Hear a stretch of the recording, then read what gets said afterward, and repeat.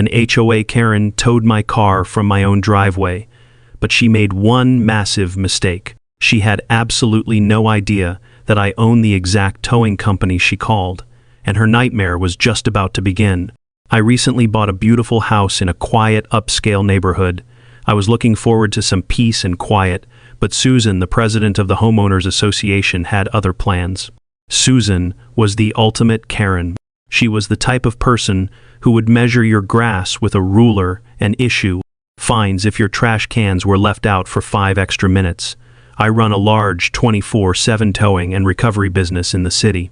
Because I am always on call, I occasionally bring one of my personal work trucks home. It is a clean, modern pickup truck with a very small, discreet logo of my company on the side doors. According to the HOA bylaws, personal work vehicles are completely allowed as long as they do not block the sidewalk. But Susan did not care about the actual rules. She only cared about her own rules. One Tuesday morning, I was drinking my coffee when I heard a furious pounding on my front door. It was Susan. She was holding her famous clipboard, her face completely red with anger. She started screaming that my truck was an eyesore, that it was bringing down the property value of the entire neighborhood, and that commercial vehicles were strictly banned. I calmly tried to explain that the vehicle met all the community guidelines, but she cut me off. She pointed a finger in my face and told me that if the truck was not gone in exactly 1 hour, she would have it towed at my expense. She then pulled out her phone with a smug smile and said, "I am calling Elite City Towing right now. They do not mess around with rule breakers." I had to bite my lip to stop myself from laughing out loud. Elite City Towing is my company. I bought it 3 years ago. I stood by my living room window and watched as she aggressively dialed the number, demanding an immediate dispatch to my address. A few seconds later, my phone buzzed in my pocket. It was Dave, my dispatch manager. He was calling to tell me that a crazy lady was screaming on the phone, demanding a tow from my exact home address. I smiled and told Dave to send our biggest rig. I also told him to send Mike, my lead driver, and told him exactly what to do when he arrived. 20 minutes later, my company's massive flatbed tow truck rolled into the neighborhood. Susan was standing on my front lawn with her arms crossed, looking incredibly proud of herself. Mike stepped out of the truck. He looked at my pickup, and then he looked at my front window where I was standing. I gave him a very subtle nod. Susan pointed aggressively at my truck and yelled, "Take that piece of junk to the impound lot right now. Make sure he pays the maximum release fee."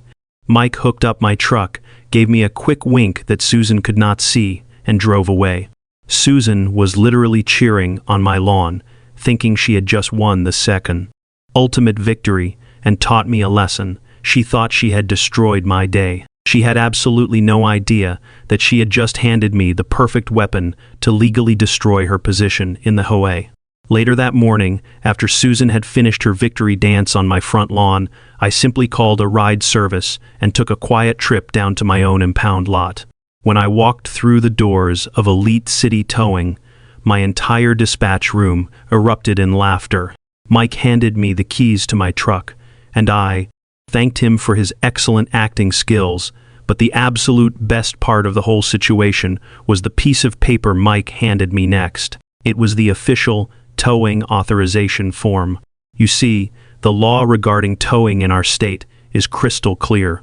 If you authorize a tow on private property without a valid legal violation or a police order, you personally become financially responsible for the dispatch, the heavy-duty hookup fees, and the daily storage costs. And Susan, in her absolute desperation to ruin my morning and show off her power, had confidently signed her own name on the authorization line as the requesting party. She had just legally bought herself a very expensive commercial towing bill. The very next morning, I drove my truck back home and parked it in the exact same spot in my driveway.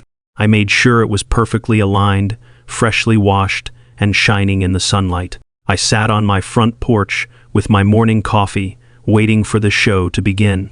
It did not take long at all. Around 9 o'clock, Susan walked out of her house, holding her clipboard. She froze. Her jaw actually dropped open. She stared at my truck like she was looking at a ghost. She immediately pulled out her phone and started furiously dialing. A moment later, my cell phone rang in my pocket. I had forwarded the office dispatch calls to my personal phone for the morning, just for this exact moment. I answered the phone with a deep professional voice. Elite City Towing. How can I help you? Susan started screaming instantly. She yelled that she had a truck towed yesterday from her neighborhood, but it was somehow back. She demanded to know why we released it and commanded that we send another truck immediately to take it away again. I stayed completely calm and said, "Ma'am, the owner of that vehicle showed up, proved with documentation that the tow was in violation of the neighborhood bylaws, and retrieved his property. However, since you signed the authorization for an illegal tow, we have mailed the invoice to your address. The total comes out to $850 for a heavy commercial dispatch." She went absolutely silent for about 10 seconds. Then the screaming started again, even louder this time. She said she was the HOA president, that she had total authority over the streets, and that she was not paying a single dime. She threatened to come down to the office and get everyone fired. I simply told her that she was welcome to speak to the owner and gave her the address of my main office. An hour later, Susan burst through the front glass doors of my towing company. She pushed past the waiting room chairs and marched straight up to the front desk, demanding to see the owner immediately, so she could have the dispatch manager fired. The receptionist smiled, pointed to the glass door at the back, and told her to go right in. Susan swung the door open, ready to unleash her ultimate Karen rage. But the moment she stepped inside, she stopped dead. In her tracks, all the color completely drained from her face. I was sitting comfortably behind the large oak desk, drinking the exact same brand of coffee I was drinking when she banged on my door the day before. I smiled at her and said, "Welcome to Elite City Towing. Susan, I am the owner. How can I help you settle your $850 invoice today?" She started stuttering uncontrollably. She tried to backtrack nervously, claiming it was all a simple misunderstanding, but I cut her off. I handed her a copy of the actual HOA bylaws, pointing out the section that explicitly allowed my vehicle. Then I handed her the invoice with her own signature on it. I told her she had exactly 1 week to pay the bill, or I would be taking her to small claims court for the towing fees, plus legal harassment. But Susan was stubborn. Instead of paying the bill out of her own pocket, she made her biggest and final mistake.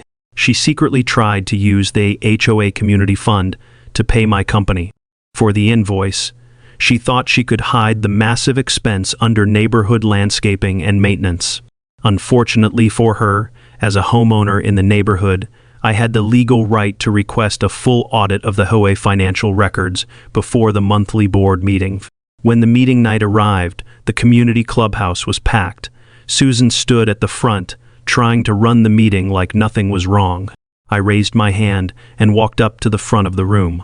I handed out printed copies of the towing invoice, the original authorization form she signed, and the bank statement showing she secretly drained $850 from the neighborhood repair fund to cover her own personal revenge plot. The room went absolutely crazy.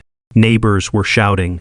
The other board members were furious. They demanded an immediate vote. Right there on the spot, Susan was completely stripped of her title as HOA president.